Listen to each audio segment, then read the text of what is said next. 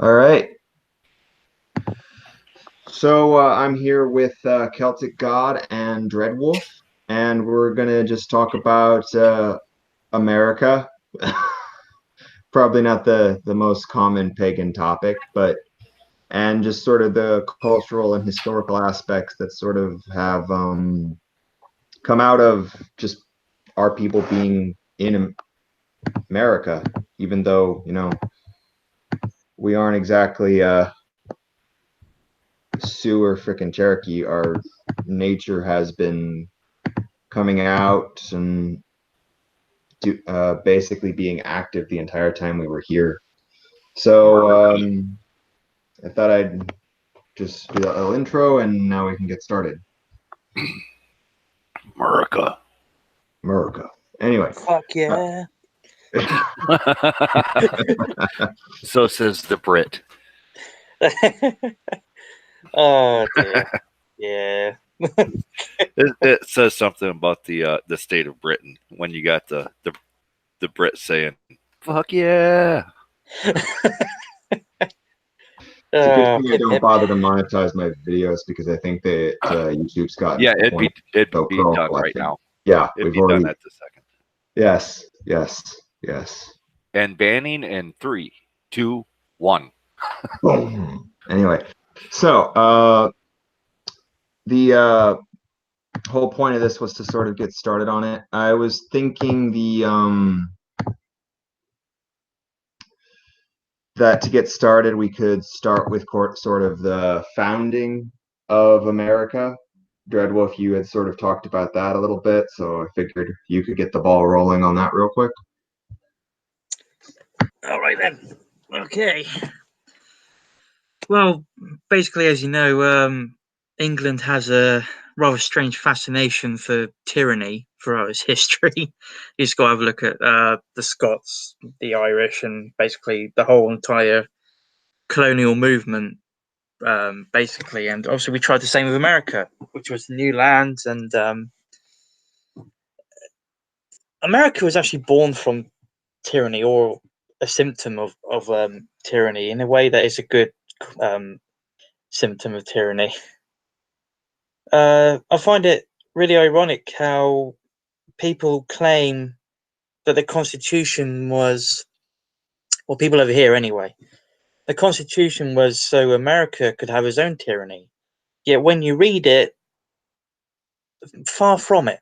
You know, the right to bear arms and the right to free speech, the two nightmares for any tyrant throughout history. That's why whenever you get a dictator pop up, there's massive amounts of examples of that throughout the whole of history. When England, the Kingdom of England, invaded Scotland, the first thing they did was disarm all the clansmen, because that's what you do. You want to take over a population, or to use a better allegory, shall we say, if you want to control an animal, say you want to control wolves and that, you take away his claws and his teeth. That's essentially what it is. And the reason I find the Constitution to be quite a compelling sort of subject is because you think, as a Brit, a lot of people over here think that America's crazy, but I love it. I would love to live over there. But since I'm not of, how to put it, since I'm European, I can't. but basically that's what it is. You look at, for example, Pol Pot massacred millions, but they couldn't fight back. And I believe that paganism in itself is the Constitution. I think is very pagan in nature. Well, yeah, if you think about it, most of the original um I forgot what they're called. It's in the Constitution. I'm American. I'm ashamed. Most of the the rights. What's the words? The right to bear arms. The right to free speech. They the aren't right. amendments. Yeah, there you go. That's the word. Um, I couldn't find the word in my mental Rolodex. Most of the amendments are actually extremely pagan in nature. if you actually read the Bible beginning to end, they're almost anti-Christian, which most people don't read the Bible beginning to end. Pick it up and read it, especially people that's coming on here to poo-poo paganism. Pick it up and read it from beginning to end like you would any other book, not this line or that line like your preachers and pastors will tell you to do, and then they'll tell you what this sentence or that sentence mean. Read the whole thing, cover to cover. Don't take anybody's word on it. Read the damn thing, and then you'll see what we're talking about. It doesn't matter if you take it literally or metaphorically, but you take the whole thing the same way, and you'll see that the Constitution is actually very anti-Christian. Because I've heard a lot of Christians argue that it's a Christian nation, which technically it is because most of the people were, but it was not set. The foundation is actually anti-Christian, anti-Abraham in particular, because it's not anti-Christian pro-Muslim, it's anti-Abrahamism. Because they want you armed, they want you to question, they want you to be able to speak out freely. Yeah, yeah. Sorry, I didn't mean to Oh interrupt no, you. I was just pounding on a dead horse there. All But right. yeah, But I actually have a sort of pocket constitution here, which is a lot freaking easier to read than trying to find it online. But the First Amendment is Congress shall make no law respecting an establishment of religion or prohibiting the free exercise thereof or abridging the freedom of speech of the press or the right of the people peaceably to assemble and to petition the government for a redress of grievances, which is pretty much the start. It's you're free enough to make your own decisions, to assemble as you need, to go to the government to tell them they're doing a shit job, and the ability to speak out and practice your ethnic faith if so choose. The second one is a well-regulated militia being necessary to the security of a free state. The right of the people to keep and bear arms shall not be infringed. So you end up with, well, people can have cannons. Like everyone keeps bringing up, oh, you can't have this big weapon. I'm like, they allowed massive cannons. It's kind of ridiculous to yeah, think that. which those very same cannons are not allowed today, but they were at the beginning. And because I've had people make the argument, well, they wasn't thinking of the modern firearms. Well, no, they weren't. They had no idea. But they actually explicitly intended the best firearms of the time and weapons of mass destruction, which was a cannon or a mortar. They sold them to civilians that could afford them. Yeah.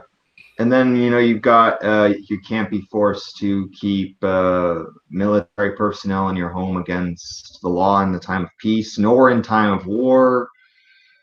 The right to security in their house and effects, no unreasonable searches and seizures. No person shall be held to answer for a capital or otherwise infamous crime unless on a presentment or indictment of a grand jury, except in cases arising in the land or naval forces. You have the right to a speedy and public trial by an impartial jury of the state. Let's see, in suits at common law where the value in controversy shall exceed $20. Some of these amendments are not as popular or well known. The right by trial or by jury shall be preserved, and no fact tried by a jury shall be otherwise. What was the Excessive bit bail. about $20? So in Amendment 7, in suits at common law where the value in controversy shall exceed $20, I'm guessing that there's inflation involved for the modern amount. The right of trial by jury shall be preserved, and no fact tried by a jury shall be otherwise re-examined in any court of the United States than according to the rules of the common law. Amendment 8, excessive bail should not be required, nor excessive fines imposed, nor cruel and unusual punishments inflicted. Amendment 9, the enumeration in the Constitution of certain rights shall not be construed or deny or disparage others retained by the people. Amendment 10, the power is not relegated to the United States by the Constitution nor prohibited by the state or reserved to the states respectively or to the people. So those are just the first 10. Those are what people call the Bill of Rights, and then you end up with different amendments down the road. Right, but and something else a lot of people do not do is, and they don't even realize, is that they're supporting the literature that goes with the Constitution. It's actually supposed to go with the Constitution. I learned this in government class. It's not just the Constitution, it's the Constitution plus, which kind of goes into more detail about how they intended the Constitution to be implemented. Yeah, exactly. Oh, and looks like Gately's arrived. Hey, Gately.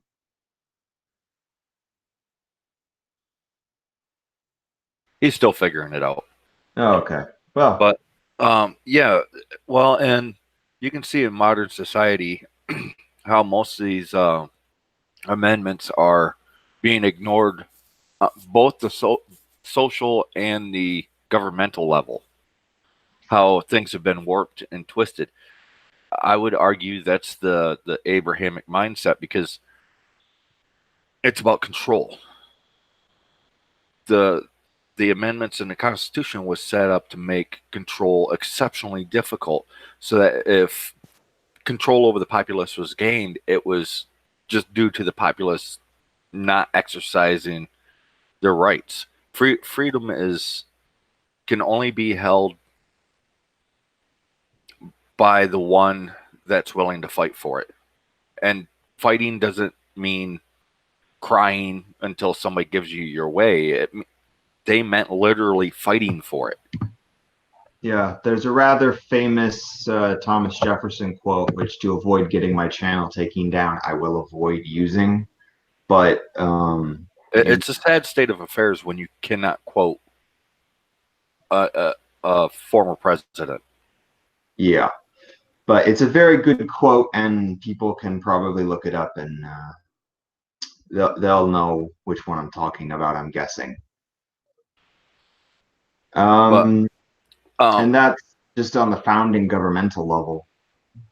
Right. Well, and the move west, it was by the people that was already trying to escape the oncoming tyranny that was happening even back then. The twisting of the amendments and Yeah, exactly. And people will talk about sort of how the press in the modern day really isn't doing a very good job, but it's never really done a very good job. I mean, they bring up like specific cases, but the freedom of the press is important. But the concept of yellow journalism, as people call it, that's been around for a really, really long time. It's nothing new. since at least the late 1700s. And really, it was there long before that. It was around as long as you have governmental agencies speaking, informing the people. And here's something I found by accident by visiting one of those places called they're large buildings. They have all those books in them. Oh yeah, libraries. If you want to know real history, you don't grab a history book. You grab newspapers from the time, personal journals, musings from the people of the time. You don't pick up a history book. A history book's going to give you an overscan and then basically tell you what they want you to think of the time. If you want to know the truth, you have to basically listen to the people that was alive then, which means getting into old historical writings, not a history book. Because here's the thing, I can pick up any novel. Like Mike is writing a novel. Dreadwolf. He's writing a novel. I could pick up his book and read to you any random lines out of the book and then tell you that it means something that it does not mean.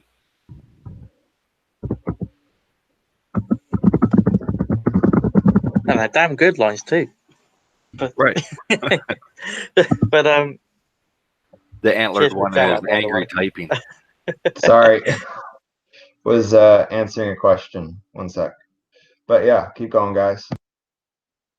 But Can y'all hear you know, me? I'm not trying to sort of self promote myself, shamelessly so. Some of the things that I do have an argument with Christianity is, and actually on Gab quite a bit with the Christians on there, is that I strongly feel that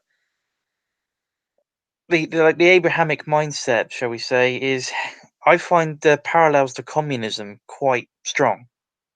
I really do.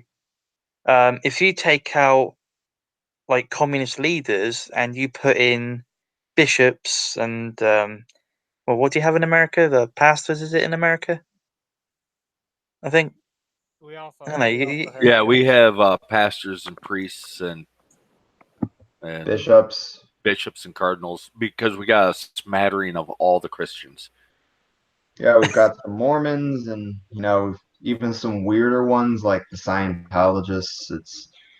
It's a Oh, free for all when you put a bunch of people with very few limits practicing a religion that doesn't fit with what they do. You end up with all kinds of weird stuff. either way, they're not getting poor anytime soon. Well, I mean, sometimes you end up with something interesting like snake handling, and you're like, how did that happen? But yeah, so crazy bastards. yeah. You might want to turn up Gately so that we can hear him a little better. Let's see. I've never been very good at the whole volume thing. Let's So see. you guys can't hear me right now. Oh, we can Yeah, hear you now. yeah, I turned you I up. know. Okay, good. So what have we done so far? We were talking about the Bill of Rights, and we were starting to move into sort of just as you were starting to show up, we were finishing up the Bill of Rights, and now we're on to sort of the weirdness that is the various Christian sects and sort of American culture's innate sort of anti-tyranny aspects. Yeah, it's weird. American Protestants, they're both more pagan and more Abrahamic than European stuff, I would say. Well, I find it interesting that if you read writings of the time when Americans began moving west, that the church heads, yeah, let's call them that because it was pretty much across the board. Was they was petitioning the churches to fund them to go west because the whites that was moving west was becoming heathen, and that's their description. They was walking away from the Lord. They was becoming heathen. They were going pagan. And why was this happening? That was just it's our natural default system. Yeah. Once you get Oh, away yeah. from the control aspects. The Wild West, brimming with paganism, I personally would say, and especially in pop culture with that kind of stuff. But even historically, just the freeness of it.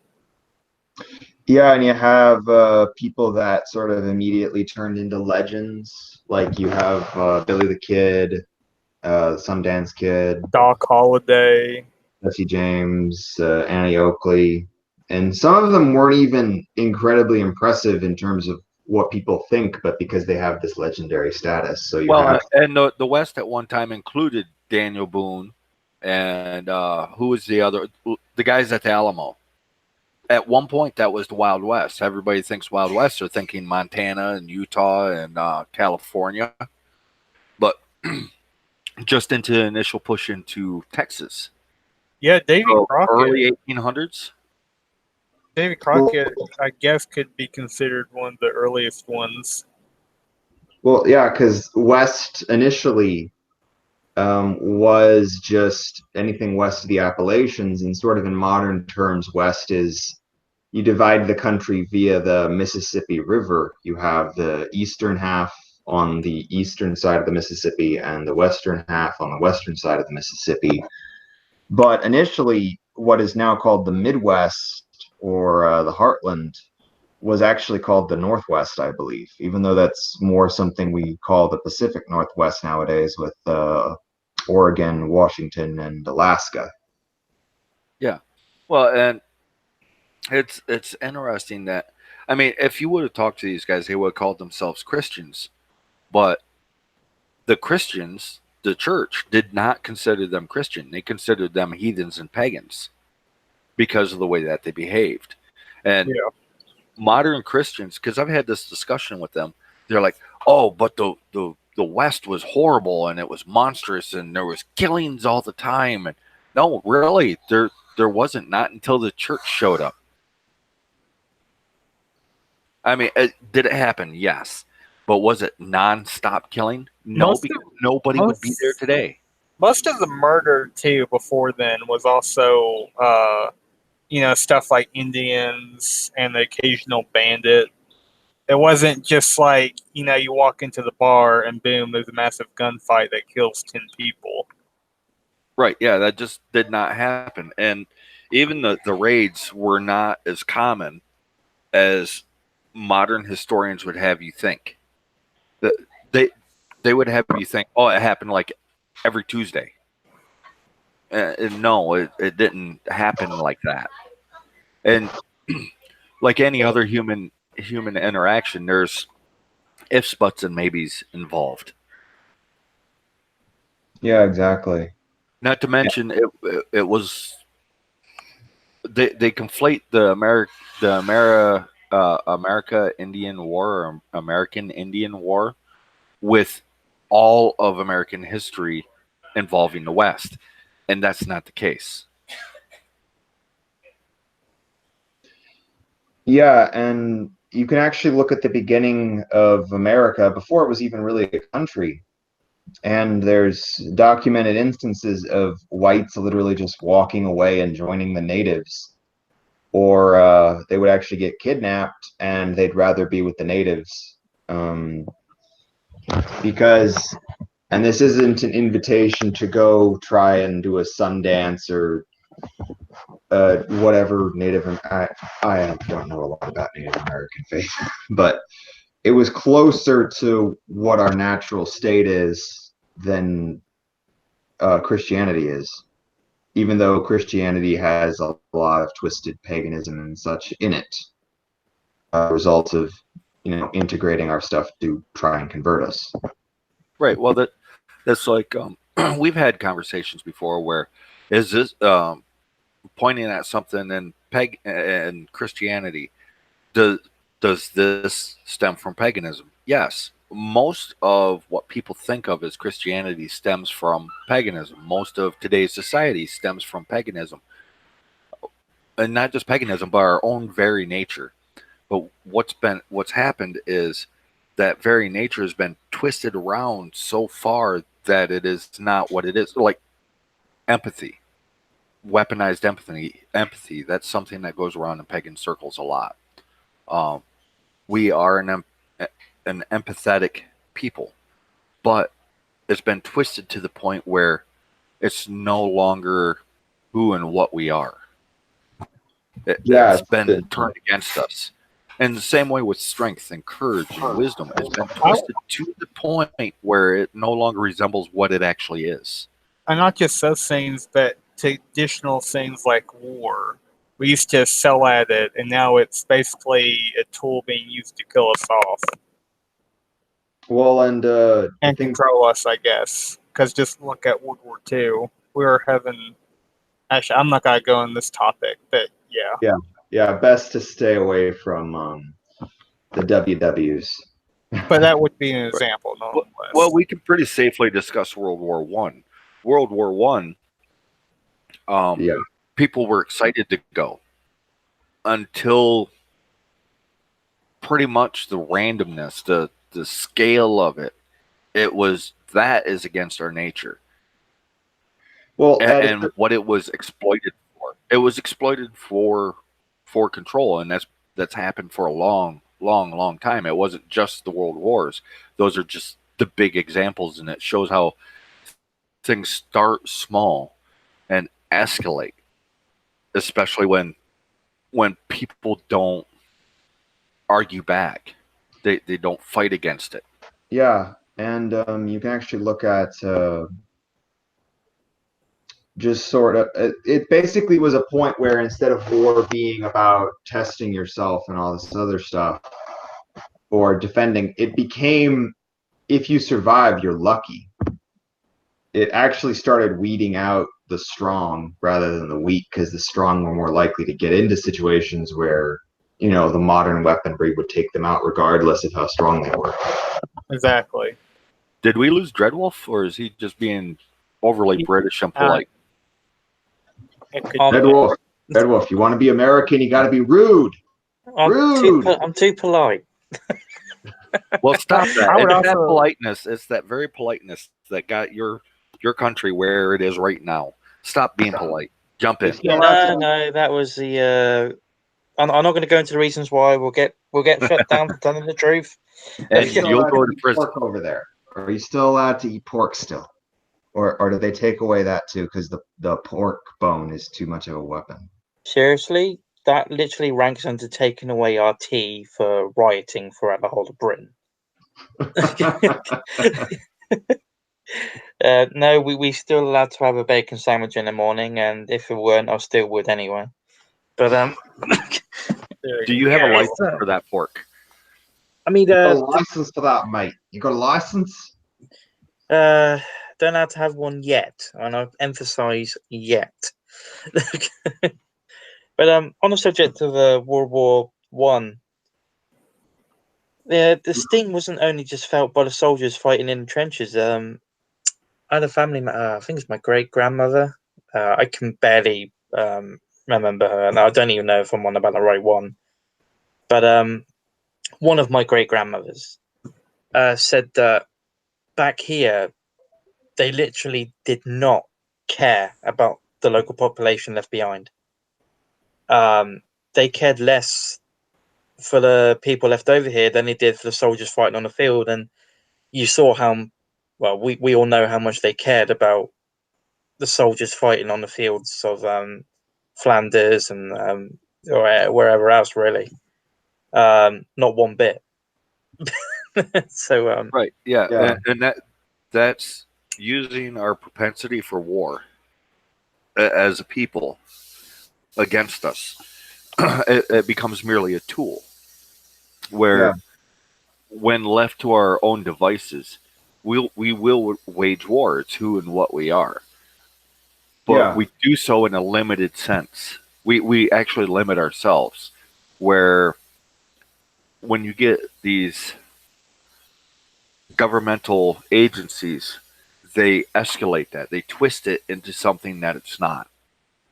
And it's not just war. You could also argue stuff like technology and, to a certain extent, disease. I don't know if that's been weaponized against us per se, but the factor of it, like weeding out the weak, it's just it's non-existent anymore because of all the vaccinations and all that. Well, our empathy leads us to care for the sick, and that's been weaponized by and used actually to weaken us, because the people that would naturally die are not, and then they're making children, which are weaker children.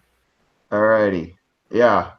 I mean, it sounds cold, it sounds hard, but that's really the way that it is. That's nature. Well, it's the sort of how paganism in the real world works versus the fluffy bunny thing. Yeah, the thing is that what we just discussed is nature. What's happening right now is literally unnatural. You don't see that in nature. Yeah. Right. I mean, Yes, we Anyway, naturally try to make people that sick better. It's part of our nature. yeah, But there's got to be limits to it. Like we can make people live that would otherwise that they are literally kept alive by nothing more than medicine and machines. yeah, That is passing dialysis. that line. You Yeah, know, like if you got appendicitis, yeah, surgery for the appendicitis. If you have a shattered leg, surgery to fix the leg.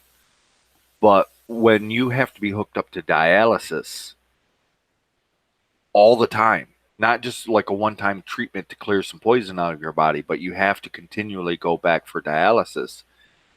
Well, now that's crossing into that line of you could not exist in nature.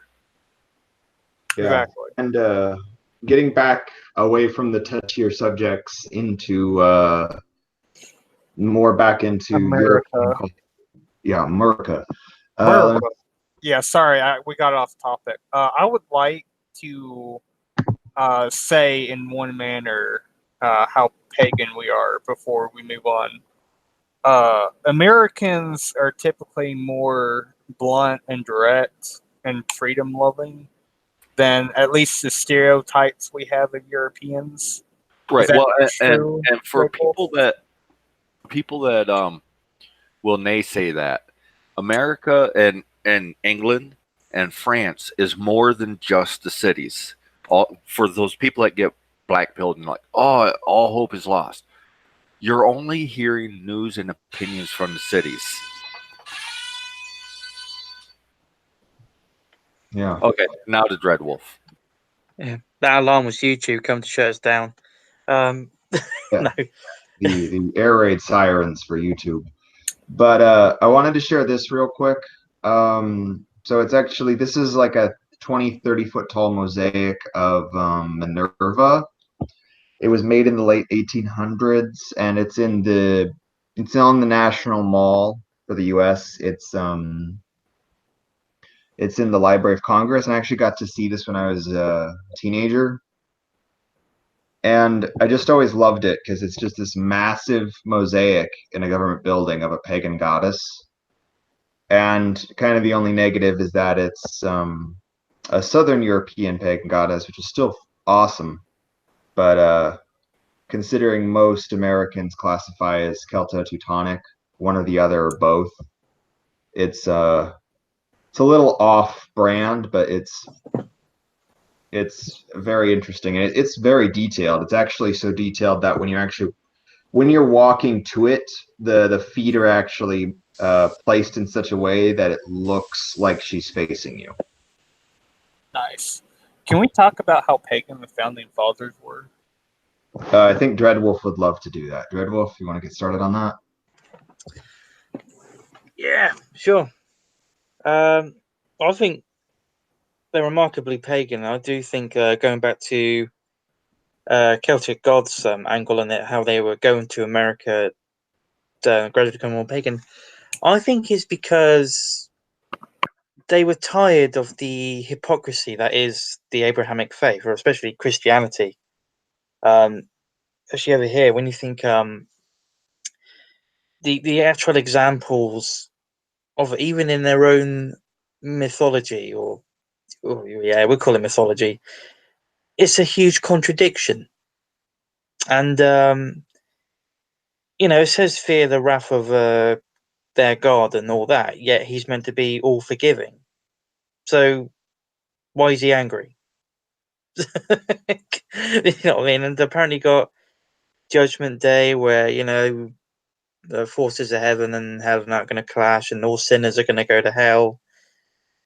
Yeah, he's all forgiven, and when you die, you're forgiven and you go to heaven. And this is what I've been told over here, and it's the whole hypocrisy of it. I think is why they attempted to escape, and I do think that in some ways, if they could have, I think they would have done another crusade on America. I mean, let's face it, they've done one on Eastern Europe, Russia, and Slovenia, Poland. That they went over Well, there and they well, went most of after. the Crusades were actually against Europeans. Yes. Everybody thinks of the 4 against Middle East, but most of the Crusades were actually against Europeans because we keep slipping back to our natural state. And yeah, I agree. If the church could have, they would have gone to war against America. I think we were lucky for 2 things. One, we were across the vast ocean, which is kind of harder.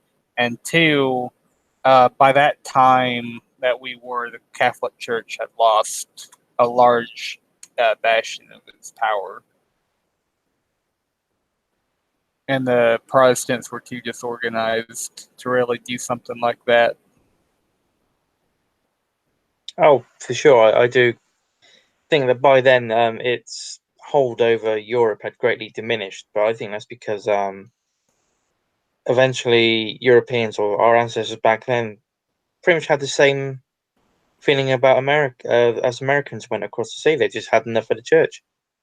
And I think that wasn't just the local, I would say, peasant folk, shall we say, if you're going to go back to the times.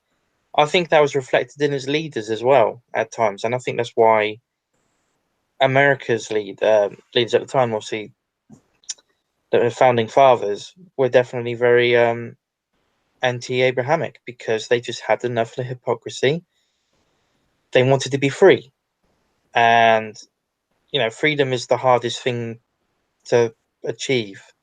It's also even harder to keep, which is Right. why I Well, think, and you can see how when our people get away from those methods of control, we paganism is just the default. Even if they didn't recognize the many gods, the all that, they started actually living as heathens, as the godless folk, which was one of the major beefs actually from the church. And you can actually see if you go back in church writings, and they're not secret. You don't have to go to seminary school to find these writings. You just have to start digging through real physical books.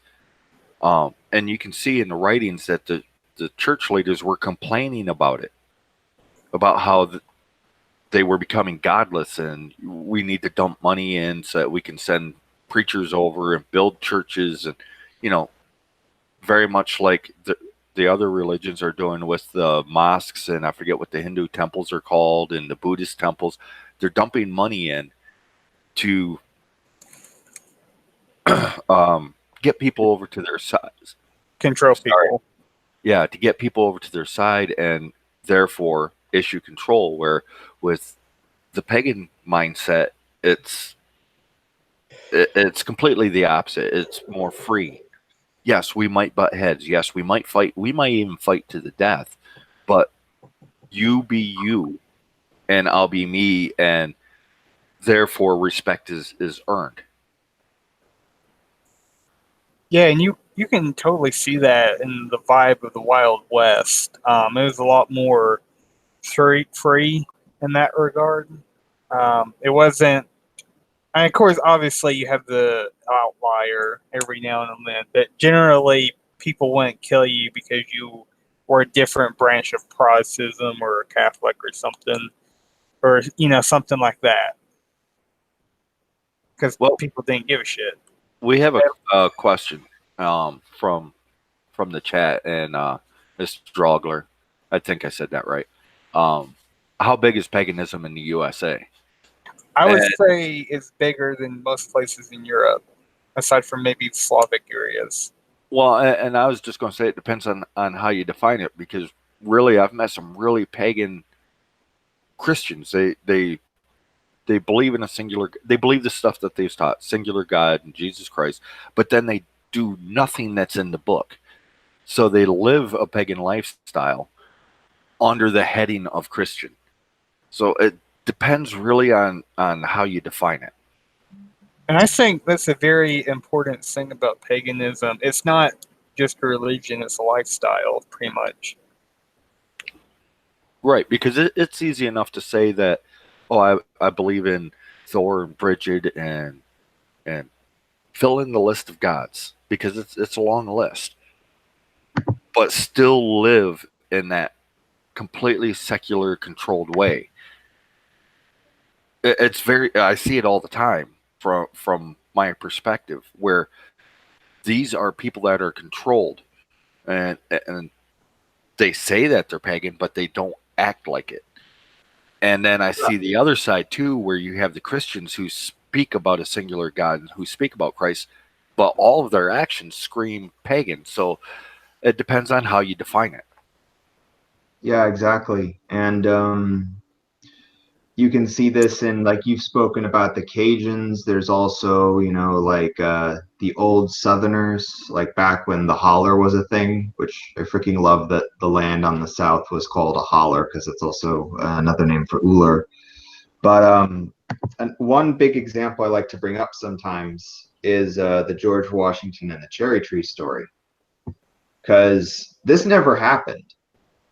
The George Washington and the cherry tree story, it's completely made up. It's a folk tale featuring George Washington, and not just basically the story goes that he's given an axe, and his first thing he does with it is he goes and he just chops down a cherry tree.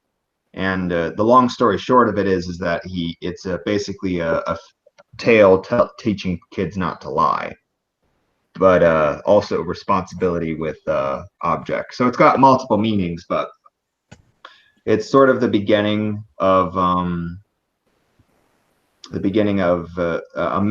mythic history for a real historical figure. The And same as the wooden teeth. yeah, I think it was actually like ivory teeth, if that was the thing. But Animals and all that. yeah, and another one that is kind of a mythic history for America is Betsy Ross, because Betsy Ross, to my knowledge, did not actually sew the flag. It's accredited to her, but it wasn't actually her. So she's actually a mythic figure. Now, I think there was a woman named Betsy Ross, but she was like related to one of the founding fathers, or they knew her, but she didn't actually make the flag. So this is another example of mythic history, and it's even showing up in our art. So you have Benjamin Franklin, George Washington, and Betsy Ross. This didn't actually happen, but it's so ingrained in people's mentality that it's a part of the American mythic history. Well, and I would make the argument too that it's like I've been asked about the stories of our gods. Are they true? Really? Probably not. But does it matter? And that story of George Washington and Betsy Ross, it's essentially the same thing. Did it really happen? No. But does it matter? What's important? It's the idea of it. And these are the things that we embrace, is the ideas, and we did this as we moved west. The ideas came back to the top. I might even throw Robin Hood into that as well. Did Robin Hood actually exist? Maybe, maybe not, or he could be another name for someone else, maybe another name for one of our gods. But it's the story where he fights against the tyrant king and he helps out with the lower population who are suffering under him. That's, to me, that's the important part, is what the story means, not necessarily who's involved or what happens. What does it mean? Which I do believe that the meaning of the story does get lost when people read our stories. They don't understand them wholly. They think they understand them, but then Celtic God actually got me on this. When did we chat? Saturday, actually, on Discord about our stories and that, and it's a different way of thinking. I think the problem is that people think literally, and I don't think you can't really do that. You have to find the meaning of the story. For me, I can't remember the Lord of the Rings word for word. Yet I know what happens and I know the meaning behind it. Okay, and I think people need to realize that you don't to remember a story. you don't have to remember every word. You have to remember what the meaning of it is. So I can literally have a story like Lord of the Rings, and it means the same, but every word could be nearly different. Different characters, different scenarios, different events. Yet the story remains the same, essentially. It reminds me of a branch of Christianity in my area called Methodism, which is basically reading the Bible in that kind of way, which is interesting. But yeah, I do agree with the people reading it and thinking they know it, but not really. And even with people like me, like I'll read something that I've read like a dozen times at least, and I'll find something new that I didn't catch before. Like one example would be Celtic telling me about Thor and Loki, and then I go back to Locusina, and then that last little saying with Thor and Loki near the end means something totally different than I initially thought.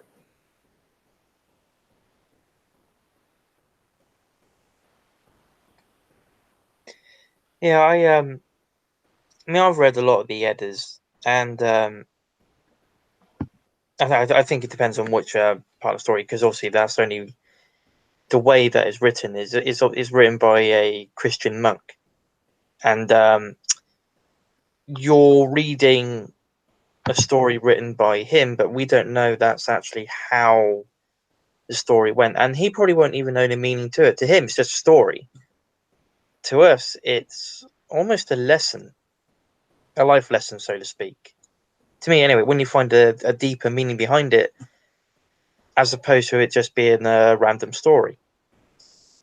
Yeah, and you can sort of see this in American folktales because, like, just with the Eddas, there's similar stories with slight differences because they're remembering an oral tradition and just writing down the version they remembered.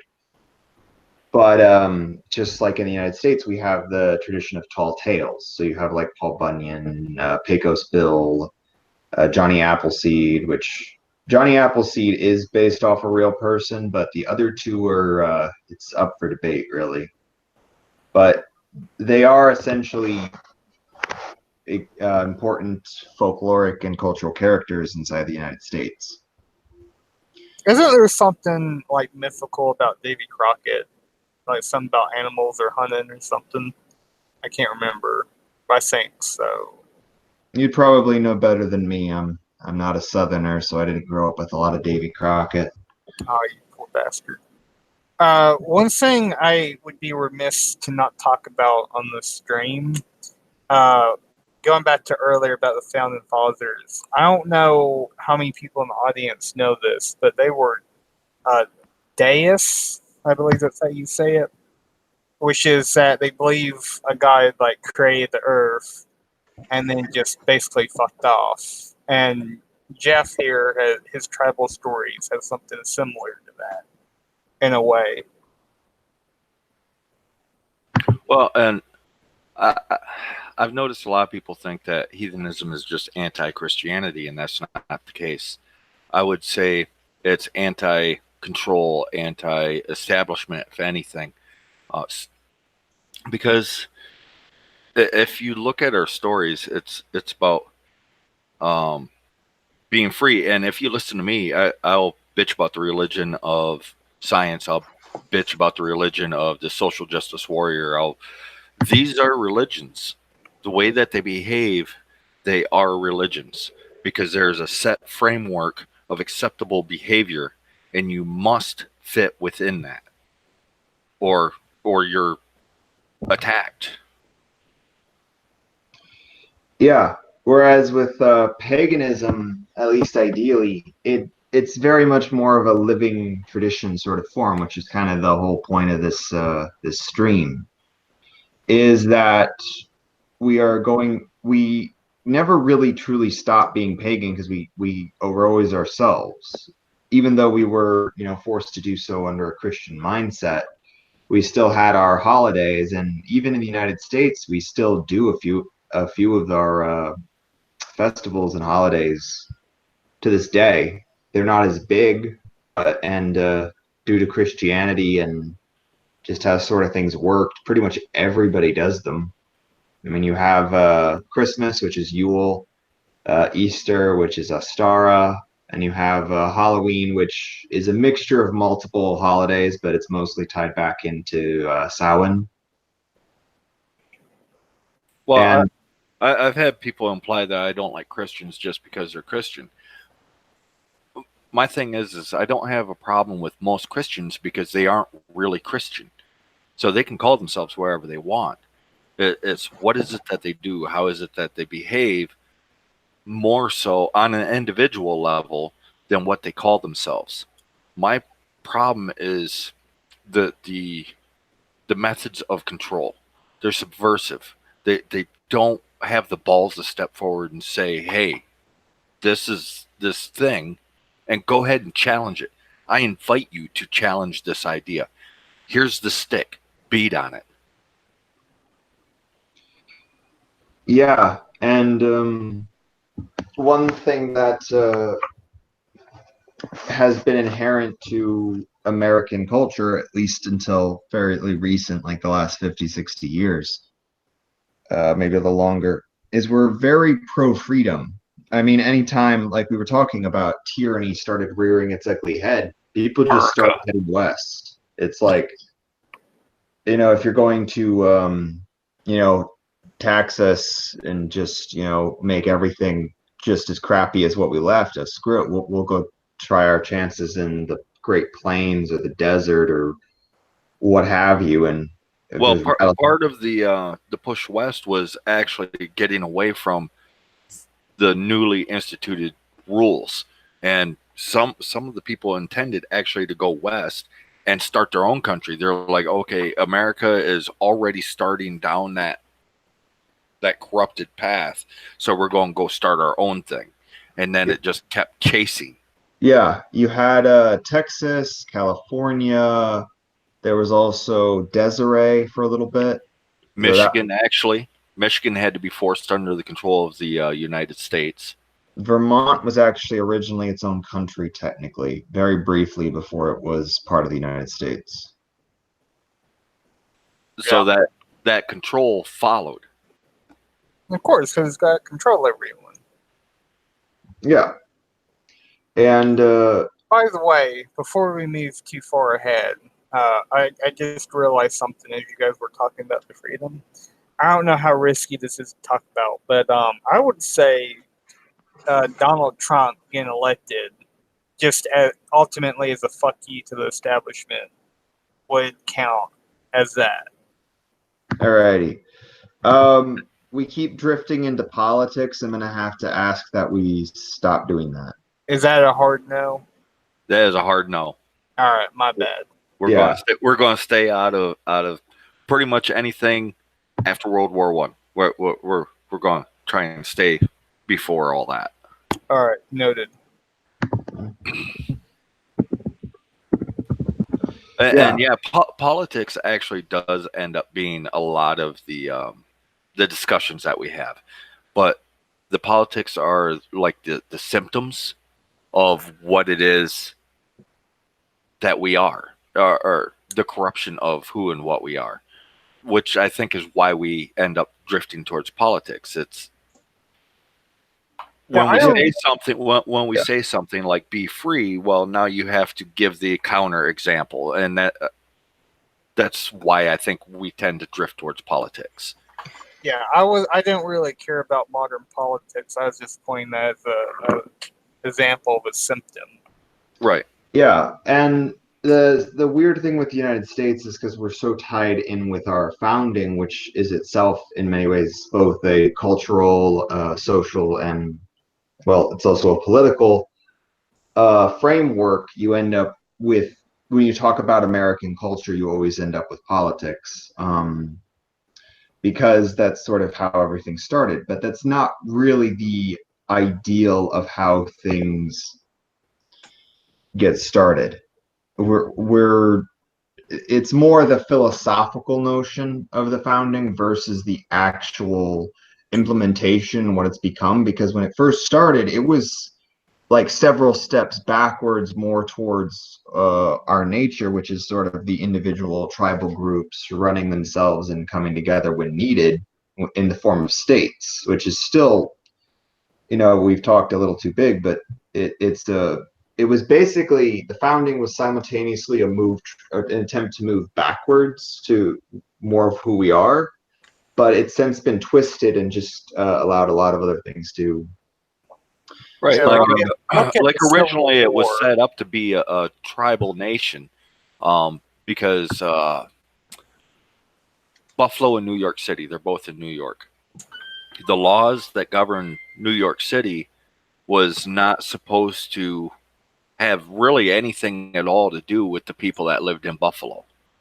They were supposed to have because there's essentially two separate peoples, they were supposed to have their own governance separate Yeah. from each other.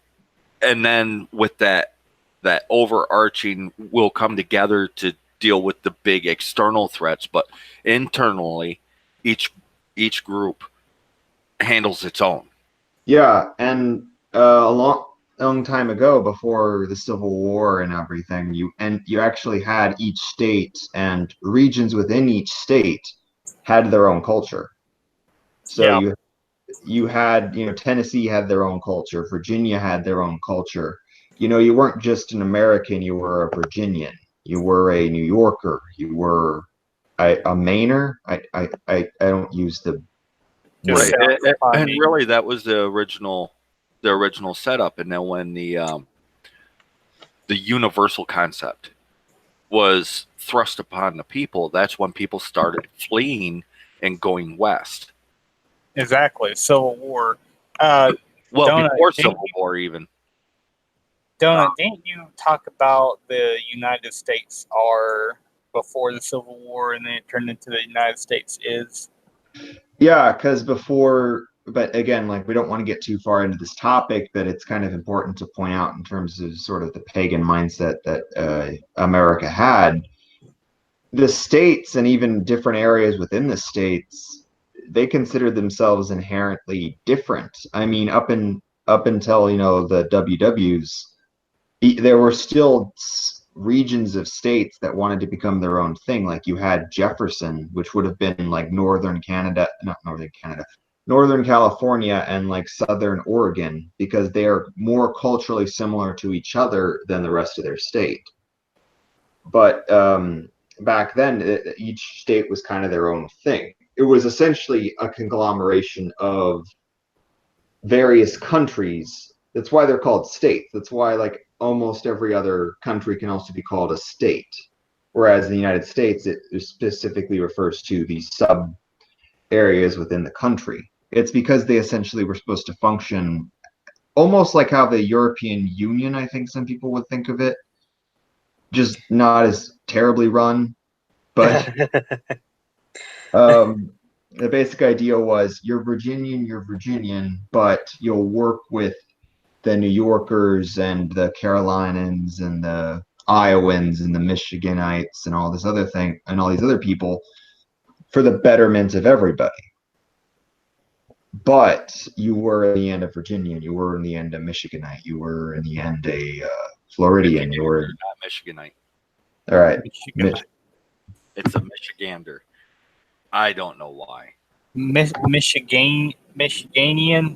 No, it's a Michigander, like Michigander. a goose gander. Huh. Maybe someone saw a goose and was like, I feel, and then they just had a stroke and half their sentence turned something about geese in Michigan turned into Michigander, and he ended up with that. I don't know. But yeah, so that's one aspect of sort of how even socially we were structured in that fashion.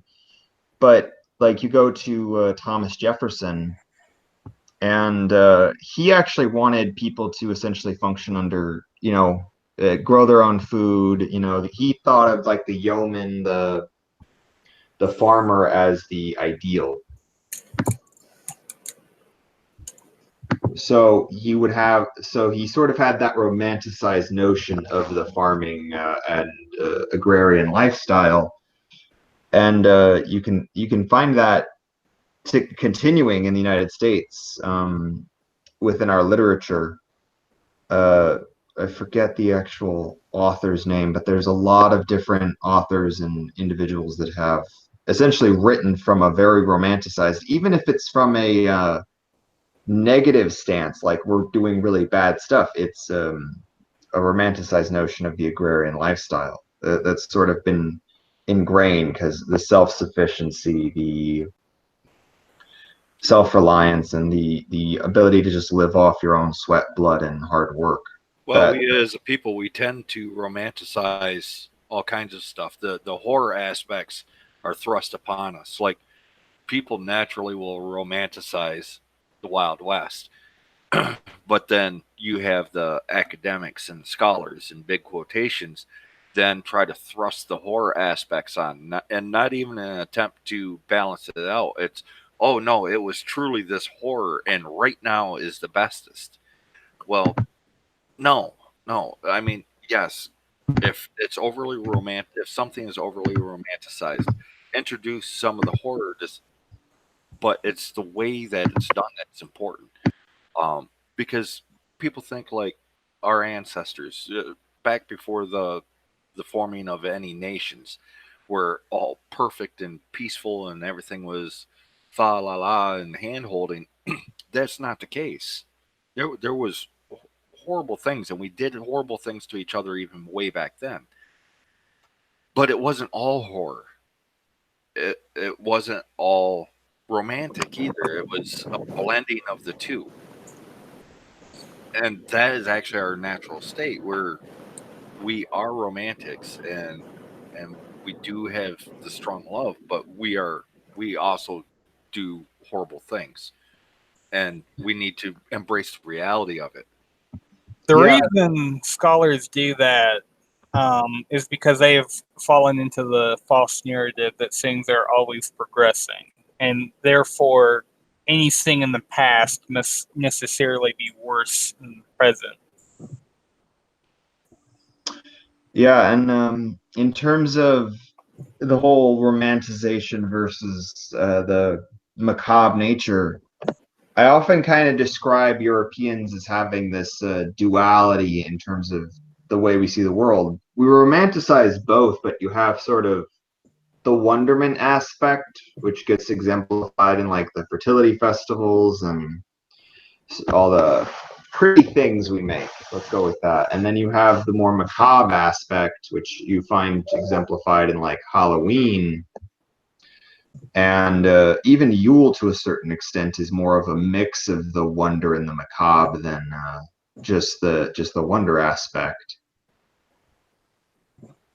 I mean, Santa Claus is based off of Odin, who's a freaking death god, and you've got Krampus, which is most likely a remainder of the hunter, the horn god, essentially basically kidnapping children and eating them or torturing them. Like it's an interesting mix of the two, and you see that to this day, even in the United States. Indeed. Going for something related to America, I want to point out something that a lot of people don't look, at least not that I'm aware of. The Industrial Revolution, I would say, is a key factor to especially modern Abrahamism. Because if you look at it, it's a perfect tool. It takes all the people out from the rural areas and crams them into a city, and they just lose all kinds of identity.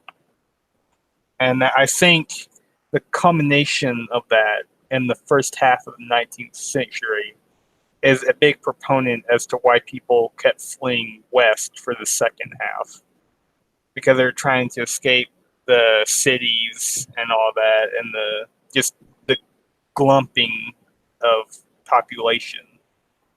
Because we're not meant to be like cattle in a cage. We like to spread out, I've noticed, or at least most of us do. Yeah, we're not really a fan of being cooped up with millions of other people. Well, But it's hard to domesticate us, and the Civil War or rather even before the Civil War, the move to the Americas, but and then the Civil War, and then the Revolutionary War, and then the Civil War, the American Mexican War, the American Indian War. It's all expressions of this. We're trying to spread out because we is exceptionally difficult to domesticate our people. We don't naturally huddle up in populations of 5,000, 100,000, a million, 1.5 million people. We don't do this naturally. We have to be corralled. Well, yeah, it's like how in the United States, I mean, they have to put out a ton of negative propaganda, but a lot of people, myself included, have romanticized versions of sort of the middle town America, like the main street, the nice little farm, all these stereotypes that in the United States is about our small towns. They're not necessarily true. I've only come across a few small towns that even remotely fit that description.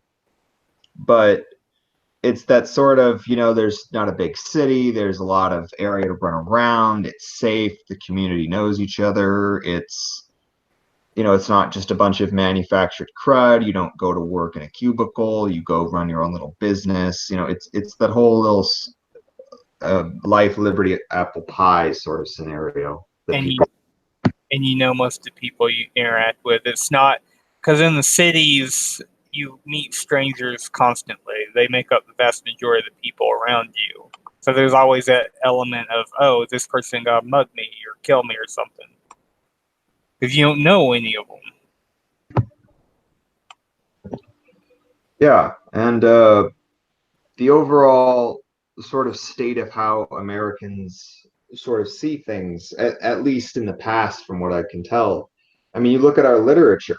We have like Edgar Allan Poe, and he's bringing out, like death symbology and sort of tapping into the macabre. You have people like Walt Whitman, who are part of that transcendentalist movement, which the transcendentalist movement is very tied up with sort of Christian ideals, but realistically, I can't really see a lot of actual Christianity in the transcendental movement. I mean, you've got people moving out to sheds by lakes, you've got people talking about self-sufficiency and all this, and a lot of what people think of as Christian is more just what people who were Christian wrote. Like you have Walt Whitman and all these other people writing things that are very nature based and more in tune with who we are, but it sort of gets spun that it's this view of a Christian God, but it really isn't. It doesn't fit the narrative of the actual book at all. Well, I have a question for our Brit. What is it? Because he wants to move to America. I would have to ask why. What is it that's in your head that would happen when you move to America? What is it that you would seek? But basically, it's being able to get away from large populations, because over here, it's very hard to do that. It's such a small isle that, not even just England, but uh, Ireland, Northern Ireland, Wales, and Scotland, you combine them all together, it's still quite a small place. And our, England itself, at least I think it's England itself, has a larger population than France. And France is far bigger than Britain and Ireland combined. And I think what I like about America is that if I do actually want to get away, I can. If I do want to move out in the middle of the sticks where no one lives, or maybe even a few people, we have like a small community, I have a far better chance of doing that than I do over here. And, well, a vast majority of Europe for that matter. Because I've even been thinking about moving out to Russia as well, because it's such a large place. If I want to buy some land somewhere and I want to move there, I've got my own little sort of family with me. I mean, you might have a few others around you. We have like a small little community, and yeah, be quite self-sufficient. You have those freedoms. Yes, it's going to be hard, but if you want the good things in life, you have to work hard for them. and freedom being the main one. You can do that in those kind of countries. Over here, and quite a few bit of Europe as well, you can't. You try and get somewhere remote over here, it's going to cost you an absolute fortune. Especially where I live in the southwest of England, and to get an absolute shithole of a place, it would cost you an arm and a leg. It's very, very difficult to be able to actually be free over in England. I think the only place really comes close to it, it's probably Scottish Highlands. There's not that many people up there. There's very small towns.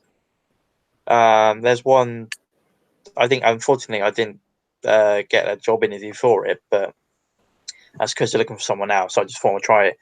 It was a town that only had a population of about 372 people, which is quite small for uh, Britain. Really, when you think that, especially up north, you have Leeds and Bradford, and not far from that, in Lancashire, you have Manchester, and you have Liverpool, and all these other big cities and large towns just with millions of people around them.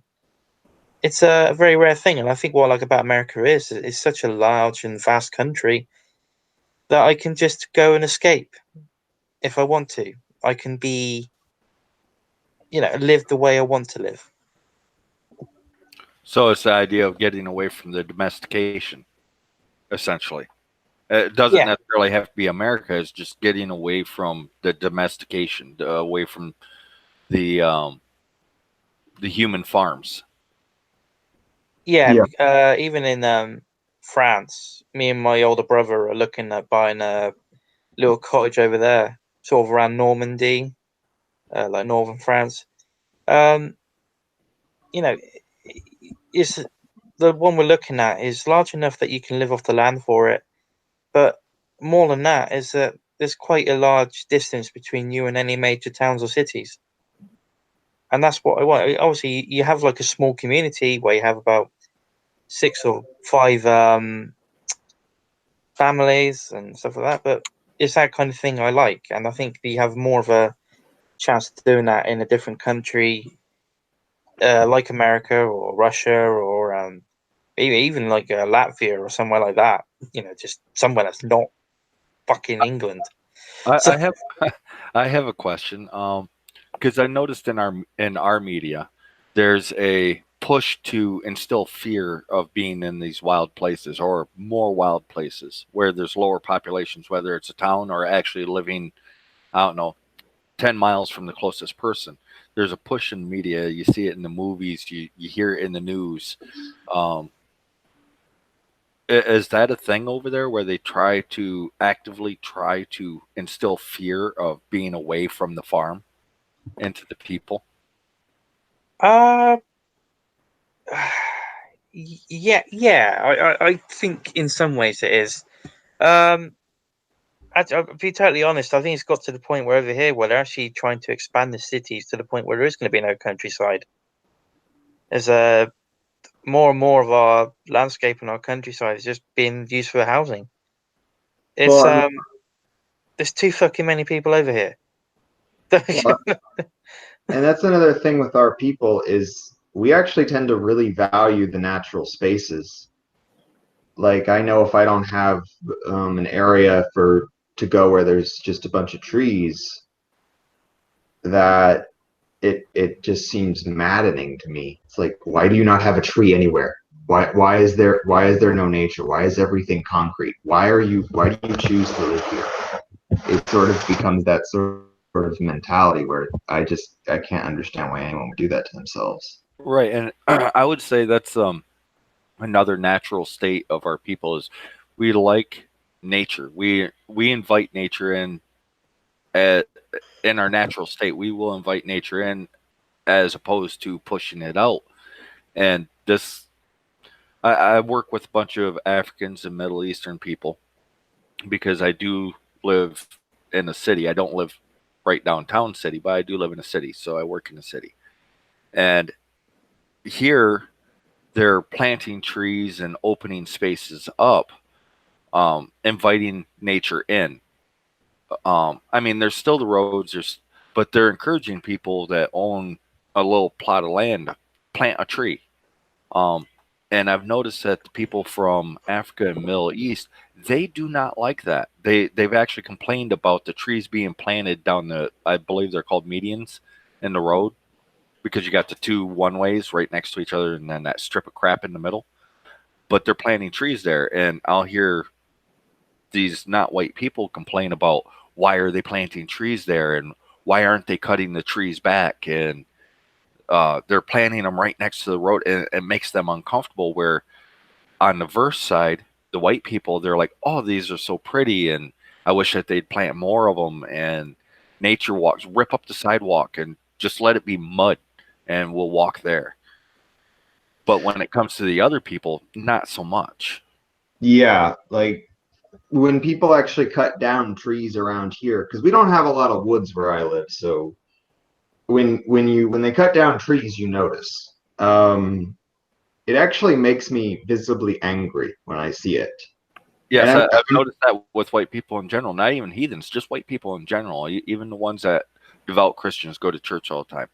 They, I've seen people actually cry. Everybody likes to point out, oh, we worship trees because there's that picture of that priest cutting down the tree, and then you have the weeping people next to the tree.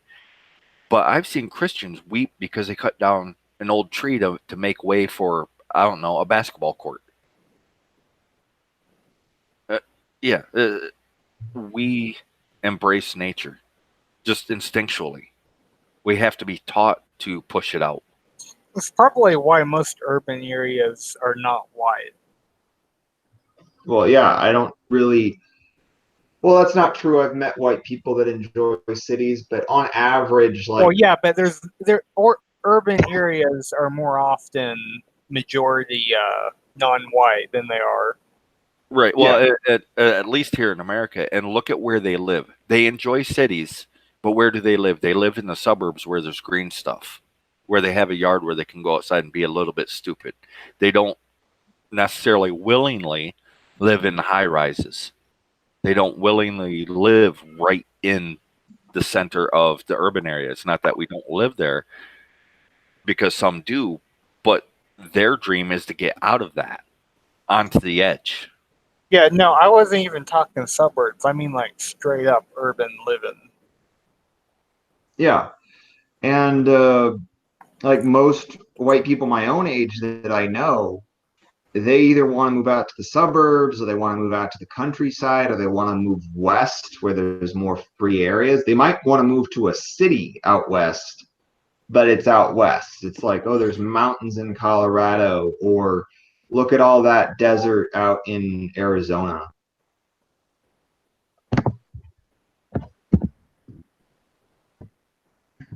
But yeah, and just to sort of twist it back around to just American culture in general. Can we go over personality, or at least stereotypical personality? Of Americans? Because I think, and this is going to sound maybe crazy to the Brit here, but I think, at least stereotypically speaking, or on average, the American personality is closer to what was in modern Europeans, at least Western Europeans.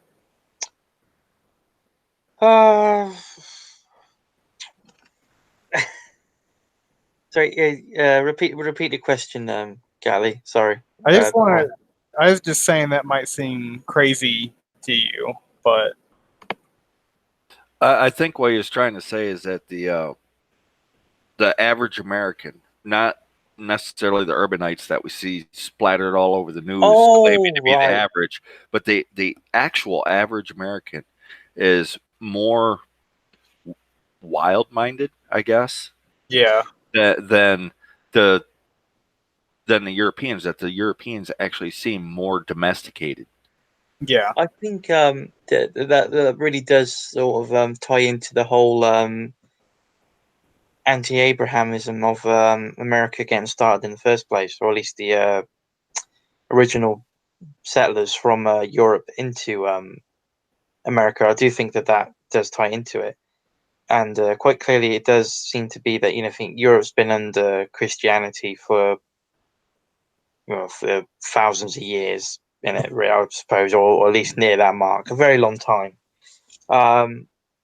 Obviously, its power has waned, and I think if you go to Eastern Europe, they are a bit more wild-minded, but then they certainly weren't as long as the domesticated as, say, England or France, especially France. You think they were pretty much in the front line of the Roman Empire. I think the Italians were, or the Romans in general. You think they pretty much brought Christianity over to Europe, and obviously the Scandinavians. I think it depends where in Scandinavia you go. So if you go sort of more towards Eastern Europe, basically, from sort of Finland to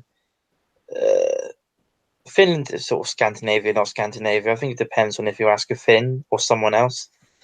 But they certainly seem a bit more wild. Very much the same as an American would appear to be wild. You think Russians tend to be a bit more wild. Over here, you get a lot of Polish who tend to be the same way too. I do think it comes from the domestication process. I think there's a lot of stereotypes from Britain too. Yeah. Because Hoity, tea drinkers, crumpet we're not, eaters. we're not all, pip pip tally ho or bean, if you know what I mean. Yeah, I know. Trust me, I'm far from that. That's why I said stereotypically speaking. I know all Brits Yeah. are not like that. I've read some like the Redwall series. The rabbit, he was all pip pip cheerio, and he was almost uncontrollable. I would say maybe more Brits need to be like that. I do. If you read about Mad Jack Churchill, who was a Scottish soldier in the Second World War, I think we need to be more like that. Just an absolute badass, but a real life one. Was he the Literally guy with the bow? a bow and arrow, bagpipes, and a basket hilt sword. Oh yes, yeah. Well, That's it's about as badass as you get in World War I. Yeah. No, that was World World War War II. II. Oh, was it? Yeah. Oh yeah. I think he landed on the beaches with that. He anyway. did. Uh, Yeah, I think we need to be more like that. But I think the problem is the same thing that's happening over here is the same thing that's happening to America. I don't want to get into it, but the influence of the youth, they've lost their way. I do think the whole subversion thing is happening again because there was a period where there was a rebellion, in some ways, where Well, it strikes me that begins with the introduction of fear, because you see this a lot, even in heathen circles. Well, I want to move away, but I'm scared. I'm nervous. I mean, they don't use the word scared, but I'm nervous or I can't do it. They talk themselves out of it. You see it with both the men and the women. It's that the they get used to the security of the domestication, and the idea of being free is appealing, but the fear is so instilled that they refuse to act. It's like that cow at the farm. I don't know how many people's done this, but cattle a lot of times will go up against the fence, and there can be a section of the fence gone, and they'll stay inside the fence and they'll look outside of that fence, and all they got to do is take that step. They will get out, but they do it en masse. But that single cow will not do it until one does.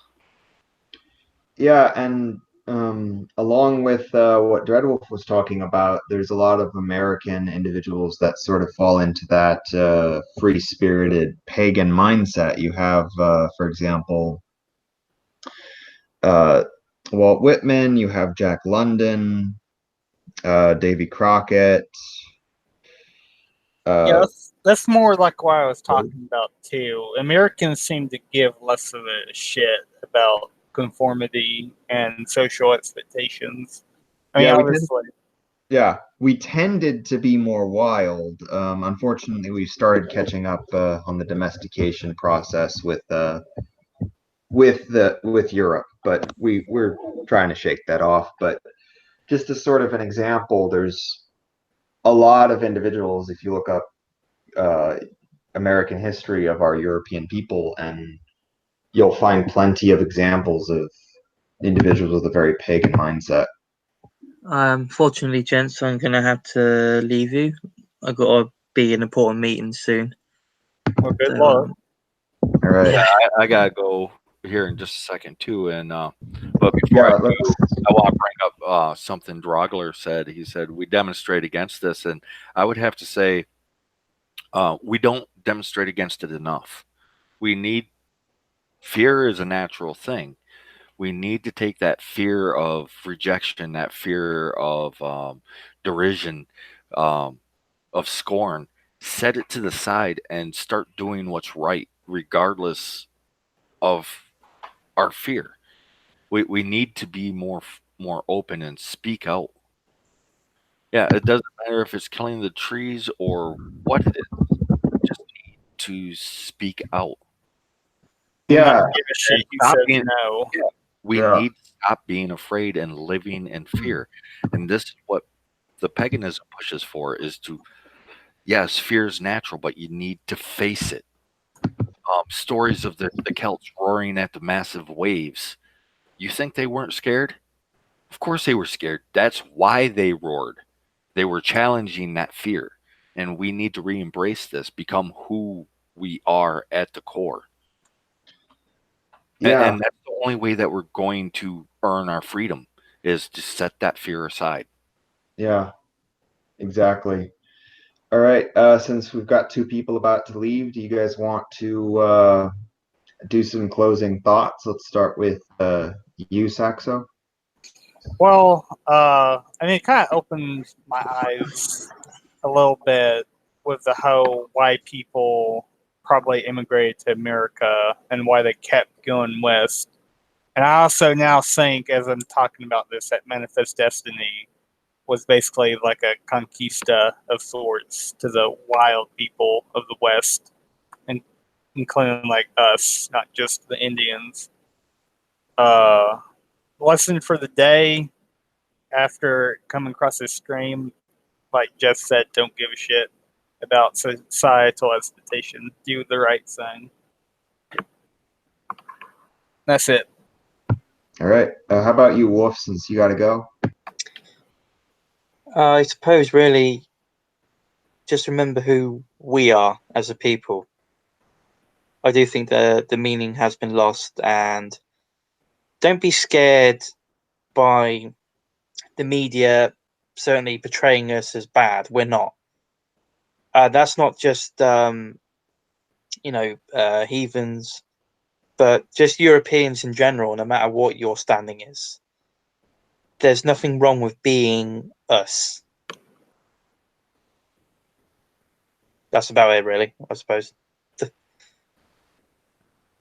All right. Kelt, you did you say your last piece, or you want to say anything else? Nope, I already said my last piece. So just we have to set fear to the side. Yeah, exactly. And I just want to the whole point of this stream was supposed to be to sort of point out how European nature has still come forth in America because it's a living tradition, and we may not have been explicitly practicing paganism, but we have been being who we are, and it has allowed the traditions to grow. And you can look at that and you can choose to use it or you can choose to ignore it. But I think looking at who we are and just picking out the parts that we aren't and understanding that as times change, so does paganism and so do who we are, just a little bit in little ways. The stories, the traditions, everything develops, everything changes. It's in us. It's not the land specifically. It's not a specific tree. It's us. It's our people. And I think that's about everything for now. Thanks for coming on, Saxo, Celt, and Wolf. Thanks for having me. Day. Pleasure as always. All right. And I'm out. Bye. Bye, Yeah, lad. okay, get going. Right.